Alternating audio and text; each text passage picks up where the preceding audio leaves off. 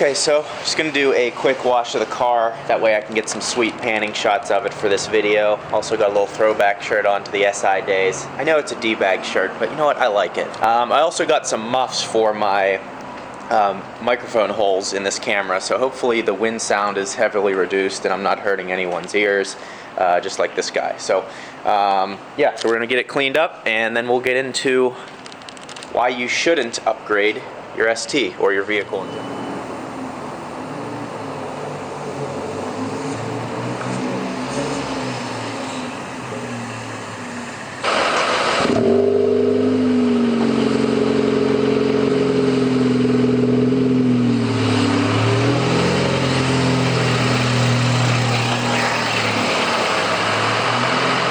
So if you've been following the channel, you've probably taken a look at the title of this video and you're like, what the hell are you talking about? You just put an exhaust on your car, rear motor mount, you've upgraded the intake filter. I've done some upgrades to my car, nothing major. The exhaust being, the catback exhaust being the biggest thing. But I wanted to talk about upgrading your car and tuning your car. Before I had this Focus ST, I had a 2011 Civic Si, and I had that for, I think, 5 years. Got it brand new. It was a great car. Never really did anything to it. All I did was put a K&N drop-in airbox filter, and that was the extent of the upgrades I did to the car. I just really enjoyed it, and that was that. The reason I'm saying to not just buy your car and immediately start upgrading it is because I think it's very important to learn about your car first. You need to learn how it acts stock. You don't want to buy it and immediately upgrade it at the dealership or do anything right away without knowing the reason as to why you're doing that. For example, the rear motor mount I put in this car. If you were to upgrade that without knowing what the stock one is like, it'd be kind of, I mean, you still get the benefits of it, but you wouldn't understand why you did it. And the reason that I went ahead and did that was because you get wheel hop and the shifts are a little sloppy. So now after driving this car for 12,000 miles and understanding that, and then putting the rear motor mount in, I fully understand the benefits of it and appreciate it. I could also go back and take it out maybe if I thought it was too aggressive. But there's a reason for doing that. Just don't, if you get a brand new car, don't just go ahead and jump in and, you know, just upgrade it without understanding why you're doing that. Point being there, you know, get your car, keep it clean, and then from there upgrade it. Does your car understeer? Is the suspension too loose? Do you need to tighten up the chassis with struts or things like that? Just get a full understanding. For me, it took a full year, 12,000 miles for me to finally make some real upgrades such as the exhaust and the rear motor mount to change the, you know, how the car acts. The second thing is more from a financial standpoint, and that would be to, if you have debt on your car, if you didn't just go up and pay cash for it, which I didn't, and I still have debt on it, is pay your car off first. If you get an exhaust or if you get something aftermarket on your car, you're not gonna get that money back. That's just gonna depreciate it more, and you're just not going to make the car appreciate. So I think it's extremely important to just go ahead and take the money that you would be putting into an exhaust, wheels, tires, intake, anything like that, I mean, in the end, without a tune, it's not going to make that much of a difference. You know, I spent probably, I think, in aftermarket parts, close to $1,200 at this point. I could have taken that $1,200 and just put it towards paying it off. I have an extremely low interest rate on the car. It's only 2.5%, so there's not a huge incentive for me to go ahead and pay it off. But again, I could have easily taken that money and put it towards paying it off a lot quicker. Now, one thing I have done with the upgrades that I've made is Ford is an extension. Mountoon is an extension of Ford Racing. So by me doing that, everything is still under warranty. So the exhaust that I have on it is under warranty. The rear motor mount doesn't affect the warranty. Everything is still covered under warranty. So if I were to go to resell it and they said, do you have any aftermarket parts? Yes, but they are under warranty. So that helps with, you know, it not being just some random part that, you know, it's going to depreciate the car even more. Now, another thing that is important about tuning, and especially to me, is you want to tune your car tastefully. some trap that a lot of us will fall into is, for example, I go on mountain.com. That's like where I source all of my parts from. I just think they're a quality company. So one of the traps that you fall into is when you go onto their site and you start looking at all the cool things you want, and then you just want to buy something. You just want to go in there and just buy something for your car because it's just a fun thing to do. You love your car. You're obsessed with it. And you want to tune it tastefully. You don't want to just get a Mountain Tune shift knob because it's only $69. You know, you don't want to just get mud flaps because they're something cheap that you can easily attain.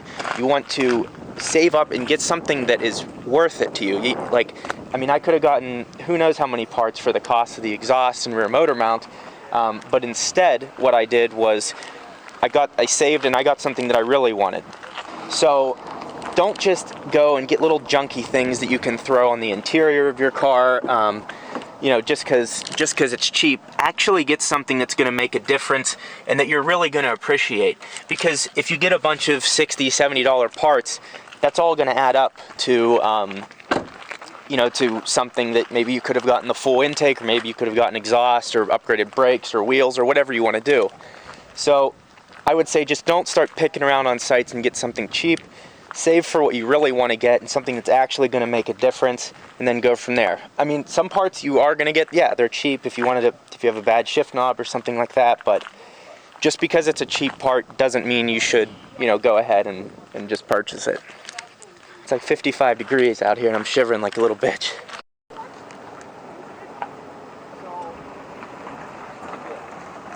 Kind of one of the final things I want to talk about in reference to tuning your car is really the main thing when you get a brand new car like I did, and something I wish I would have done initially, is protect your car.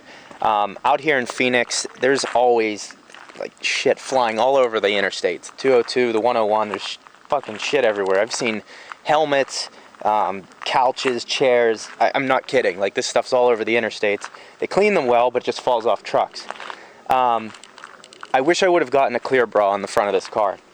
And clear bra on a brand new car is probably one of the smartest things you can do initially, because it protects the paint, and you know, that's something with resale that helps a lot.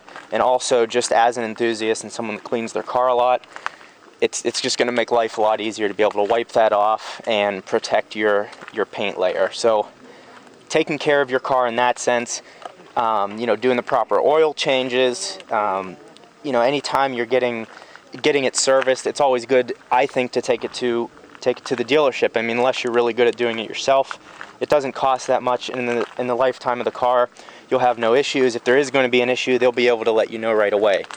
There's always that dealerships kind of leave a bad taste in a lot of people's mouth, and there's like that idea out there that they're just out to get you.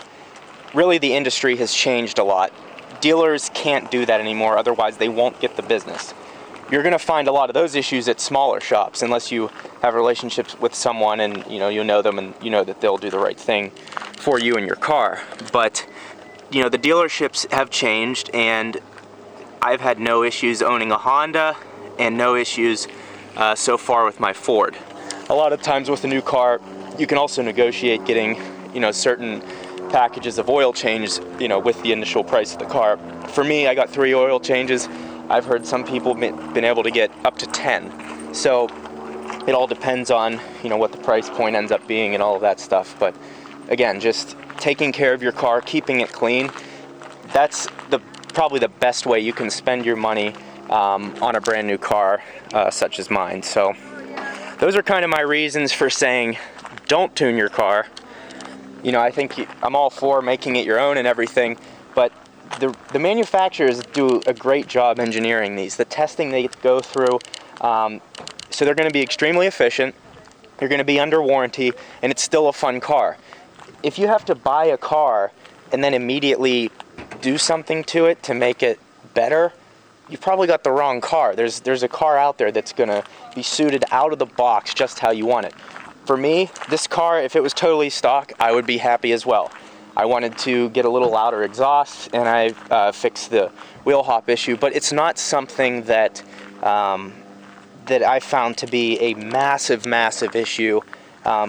to be totally honest with you, a lot of the reason I did this is because of the following that I'm gaining on YouTube through the Focus community. So I'm kind of acting as a test dummy for all of these popular parts that everyone seems to want to get, so I feel like I'm kind of giving back to you guys and testing these out and giving you really real results on this. I'm not paid by anyone to be testing the parts or anything like that. I'm just an honest third party that wants to help everyone out. So so that's why I've tuned it and kind of made the car a little more exciting. But again, out of the box, this is a great car. It's extremely exciting, and I just think Ford did an excellent job in building this. Okay, so let's take a look at some of the questions I've been getting. Look at my thumb, I'm like shaking. It's 60 out. Oh my god. Chad, I have no idea what you're talking about. Look at my thumb. Mazda motor. Chad, you're gonna need to explain. I think you're smoking weed in your video. You should stop doing that. I went with Boomba Racing mounts. Boomba replaced. Yeah, I thought of upgrading upgrading the ones you guys were saying that Cobb has them, Boomba has them, and actually Mountoon has them now as well. But I just didn't do it. I think the stock ones are fine. Have I noticed any increase in torque steer? Yeah, I'll describe that in another video. Bruh, I love these comments. Not even close. Never compare a high quality Japanese car against a Ford. Even an ST is still a Ford whack. Like, what does that mean? What is a Ford whack? Maybe a whack Ford, I would accept that. Ricardo, I'm sorry, but I already responded to you. You know where I stand. But yeah, that's about all I got today. I just wanted to go ahead and make this video and get that out there about tuning, because I think you need to be smart about it. It is very expensive, and buying a car alone is expensive, and I think you should really know the car before you're going to go ahead and, you know, change the dynamics of how it drives, how it sounds, etc. So thank you all for watching. There's going to be plenty more content to come. Got a nice backdrop here today in Phoenix area. So plenty more content to come, and stay tuned.